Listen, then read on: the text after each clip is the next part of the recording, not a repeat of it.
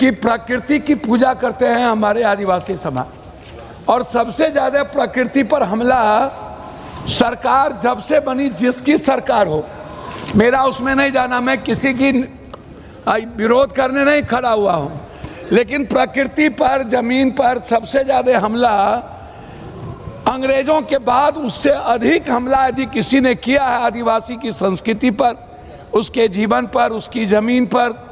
हम काला पानी के जगह से आते हैं जहाँ नक्सल मूवमेंट शुरुआत हुई थी और मेरे यहाँ नक्षत्र मलाकार का जन्म हुआ था।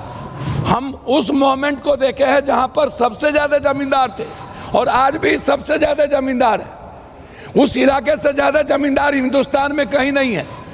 मैडम, मैं सिर्फ सॉल्यूशन की बात करूँगा। मैं माननीय गृह मंत्री जी से आग्रह करूँगा कि कार्बन क्रेडिट से सीधी कमाई आदिवासियों को सिर्फ जंगल का रक्षक ना, कार्बन उत्सर्जन कम करने के लिए मिलने वाले ग्लोबल कार्बन क्रेडिट का पैसा सीधे जंगल बचाने वाली आदिवासी ग्राम सभा में जाए। भविष्य के कौशल और शिक्षा आदिवासी युवाओं की उनकी अपनी मातृभाषा गोंडी संथाली में ड्रोन पायलटिंग, कोडिंग, एआई, आधुनिक कृषि तकनीकी सिखाएं ताकि भविष्य टेक्नोक्रेट आदिवासी के बच्चे बन पाए।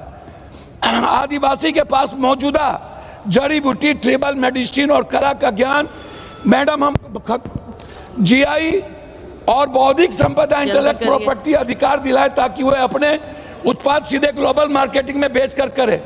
सामुदायिक स्वामित्व वाला इको टूरिज्म, जंगलों, बड़े रिसोर्ट बाहरी उद्योगपति को नहीं, 100% स्थानीय आदिवासी के स्वामित्व, कोऑपरेटिव वाले होने वाले टूरिज्म का पूरा पैसा उनके गांव के विकास में लगे।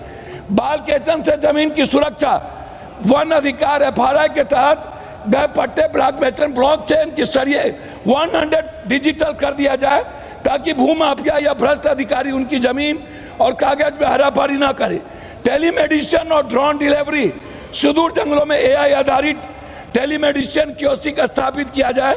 आपातकाल में दवाई, एंटी वेनोम आदि बिना सड़क का इंतजार किए सीधे मेडिकल ड्रोन के जरिए उनके गांव तक पहुंचाई जाए। स्मार्ट प्रशासन, त्वरित न्याय। मैडम, मैं पॉइंट ही बोल रहा हूं। मैडम, मेरा ग्राम सभा में असली ताकत पीएसए एक्ट, जंगल की उपज, माइनर फॉरेस्ट्री प्रोडक्ट्स, जमीन के अधिग्रहण, आदिवासी के विटो पावर को दें, बेहतरीन अफसरों की तैनाती। आइए, इस पर मेरा आर्थिक हिस्सेदारी का स्वामित्व, इकोनॉमिक इंटेलिजेंस। आर्थिक आजादी के बगैर हम किसी चीज की कल्पना नहीं कर सकते हैं। खनिज पर रॉयल्टी डेवलपमेंट, खनन से होने वाले मुनाफे एक तय हिस्सा सीधे स्थानीय आदिवासी के बैंक खाता में डिविडेंड लाभांश के रूप में भेजा जाए और उन्हें विस्थापित नहीं, शेयर होल्डर बनाया जाए, विस्थापित न किया जाए। माइक्रो इंडस्ट्रियलाइजेशन, माइक्रो फैक्ट्रीज संसाधन लूटने के लिए सड़कें ना बल्कि जंगल में ही इमली या महुआ की प्रोसेसिंग यूनिट्स लगाए जिनका मालिकाना हक आदिवासी, दलित और सहकारी को मिले। सम्मानजनक सरेंडर, इसका मैं आग्रह करूंगा कि जो भी नक्सलियों को आप सरेंडर कराते हैं उन्हें तत्काल वहीं पर फॉरेस्ट गार्ड के रूप में उनको दिया जाए। सटीक सुरक्षा ग्रिड, स्मार्ट सिक्योरिटी।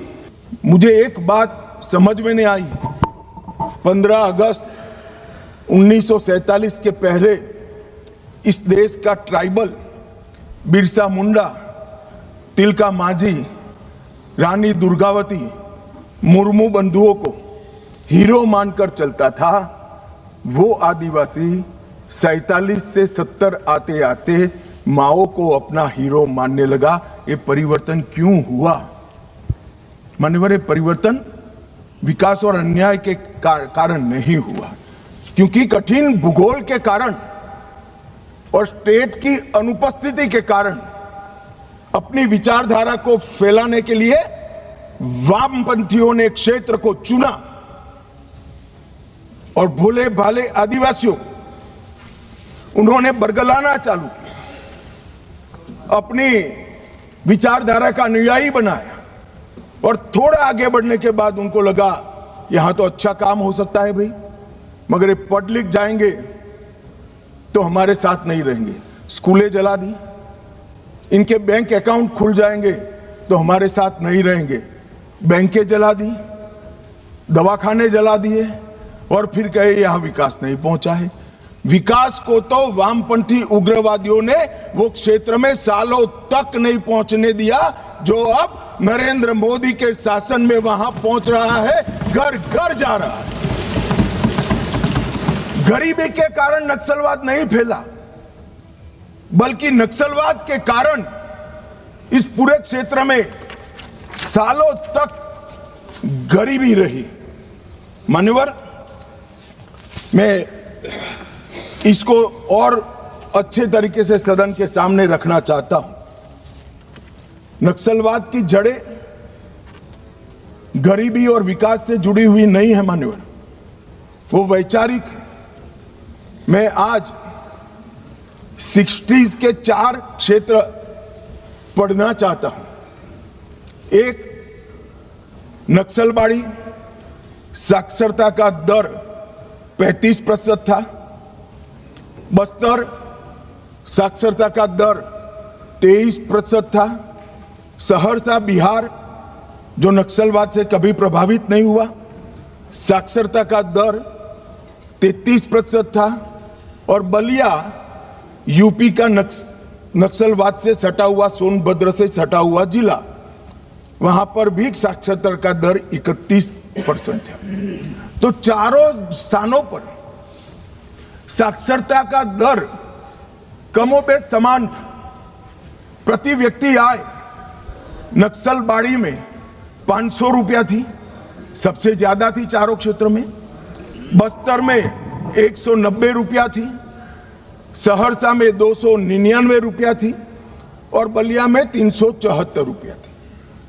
तो प्रति व्यक्ति आय भी चारों क्षेत्र में एक समान थी, मगर नक्सलवाड़ी और बस्तर में वामपंथी उग्रवाद पनपा और सहरसा और बलिया में नहीं, क्योंकि सहरसा और बलिया की भूगोल उनके अनुकूल नहीं थी।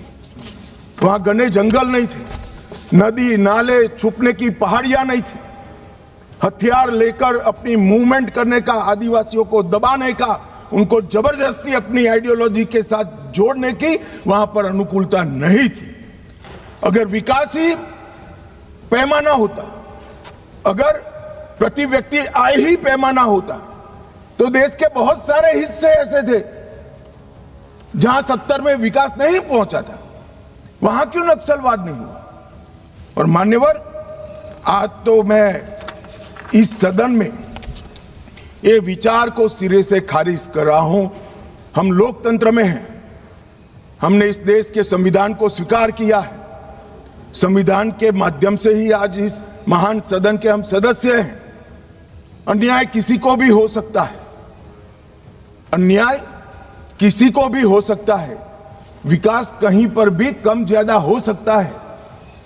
हम संवैधानिक रास्तों से हमारी लड़ाई लड़ेंगे या हाथ में हथियार लेकर निर्दोषों को मार डालेंगे? किस थ्योरी का यहां से समर्थन हो रहा था, मैं नहीं समझ रहा। अगर आप धमकाना चाहते हैं कि ये होगा तो ये भी हथियार उठाएंगे, ये होगा तो ये भी हथियार उठाएंगे, ये डरने वाली सरकार नहीं है मान्यवर, सबके साथ न्याय करने वाली सरकार। किसी को भी अन्याय हो तो हथियार हाथ में उठा लेना, ये लोकतांत्रिक तरीका है क्या? हमारे संविधान के सारे बताए हुए रास्ते सारे कुंद हो गए, बंद हो गए?